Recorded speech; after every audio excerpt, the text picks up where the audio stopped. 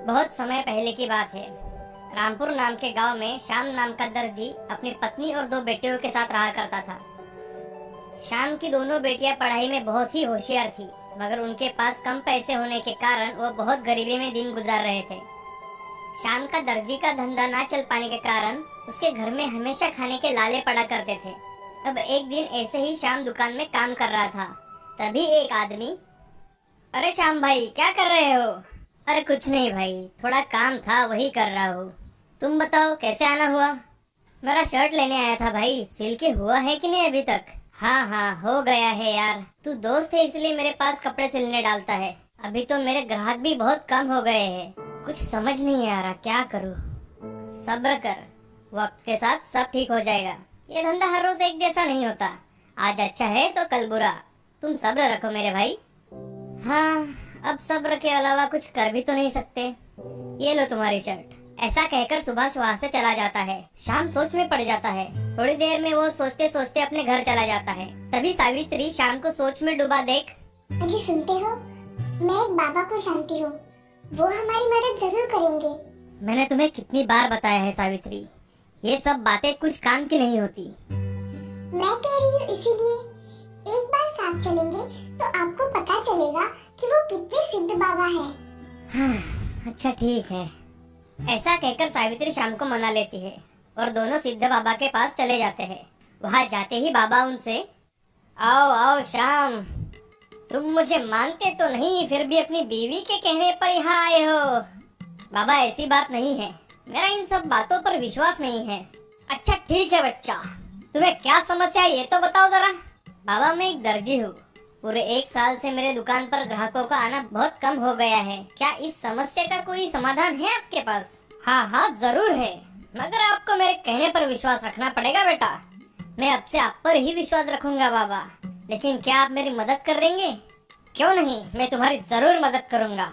ऐसा कहकर बाबा अपनी आंखें बंद कर लेते हैं। तभी उनके हाथों में एक कैंची आ जाती है। वह कैंची देख श्याम और सावित्री देखते ही रह जाते हैं। बाबा वो कैंची श्याम को देते हैं।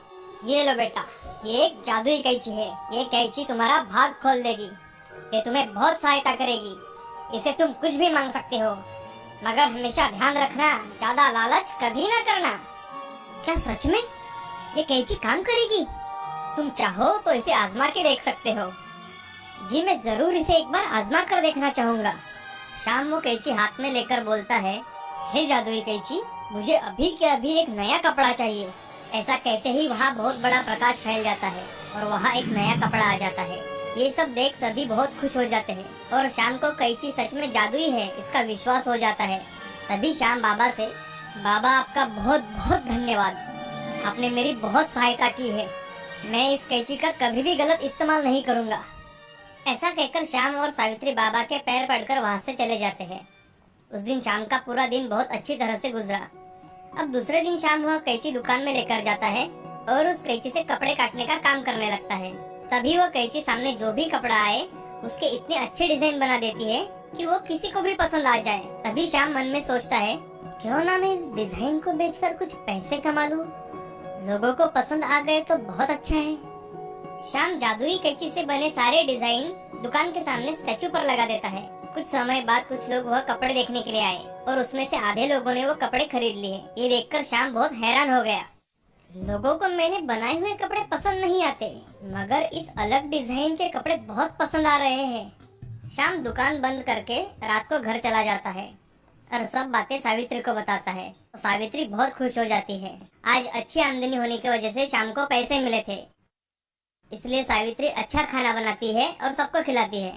अगले दिन से शाम और जादुई कैंची मिलकर कपड़ों के नए नए डिजाइन बनाते हैं। ऐसे ही एक दिन एक औरत को एक ड्रेस बहुत पसंद आ जाती है और वह शाम से, भाई साहब ये ड्रेस मुझे बहुत पसंद आया है, कितने का है ये? जी सिर्फ आपके लिए 1000 रुपए का है, आप चाहे तो खरीद सकती है। जी मुझे ये ड्रेस चाहिए। ऐसा कहकर वो औरत वो ड्रेस खरीद लेती है। अब ऐसे ही हर रोज शाम का धंधा बहुत अच्छे से चलने लगा था। अब उसे कोई भी समस्या नहीं आती थी। अब वो गरीब लोगों की मदद भी कर दिया करता था। एक दिन ऐसे ही शाम की बेटी उससे कहती है, पिताजी मुझे आपसे कुछ बात करनी है। हाँ बोलो बिटिया।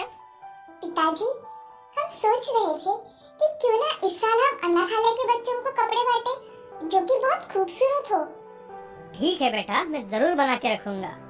इसके बारे में मुझे अनाथालय के प्रिंसिपल से मिलना पड़ेगा, वो मैं देख लूंगा, तुम चिंता मत करो। सच पिताजी, आप ये सच कह रहे हो?